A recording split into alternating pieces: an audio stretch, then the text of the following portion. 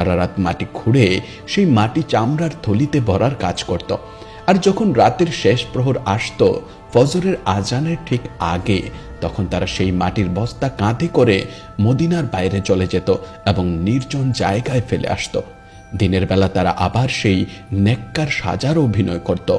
এভাবে দিনের পর দিন, রাতের পর রাত কেটে গেল। তাদের সেই নাপাক সুড়ঙ্গ ধীরে ধীরে রওজা শরীফের দিকে যেতে লাগলো। তারা হিসাব করে দেখলো তাদের বাসা থেকে রওজা শরীফের দূরত্ব আর মাত্র কয়েক গজ বাকি, আর হয়তো এক সপ্তাহ বা আরো কম সময়।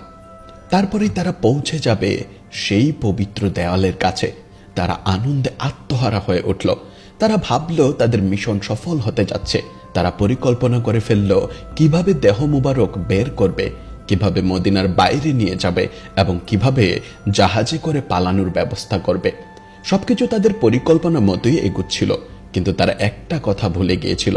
তারা ভুলে গিয়েছিল যে যিনি জীবিত অবস্থায় আল্লাহর প্রিয় ছিলেন, ওয়াফাতের পরে তিনি আল্লাহর কাছে সর্বাধিক প্রিয়। আল্লাহ নিজেই ঘোষণা দিয়েছেন তার হাবিবকে রক্ষা করার।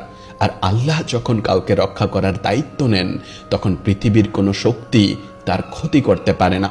মদিনা থেকে হাজার হাজার মাইল দূরে সিরিয়ার রাজধানী দামেস্কে, সেখানে রাজত্ব করতেন মুসলিম বিশ্বের অন্যতম শক্তিশালী এবং পরহেজগার শাসক সুলতান নুরুদ্দিন জঙ্গির রহমতুল্লাহি আলাই।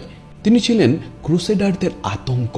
কিন্তু সেই রাতে দামেস্কের রাজপ্রাসাদে সুলতানের ঘুম আসছিল না।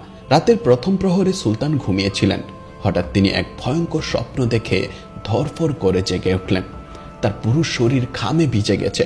বুকের ভেতরটা কামারশালার হাফরের মতো ওঠানামা করছে। তার চোখ দিয়ে অঝরে পানি ঝরছে। তিনি স্বপ্নে যা দেখলেন তা কোনো সাধারণ স্বপ্ন ছিল না। তিনি স্বপ্নে স্বয়ং রাসূলুল্লাহ সাল্লাল্লাহু আলাইহি ওয়াসাল্লামকে তার সামনে দাঁড়িয়ে থাকতে দেখলেন।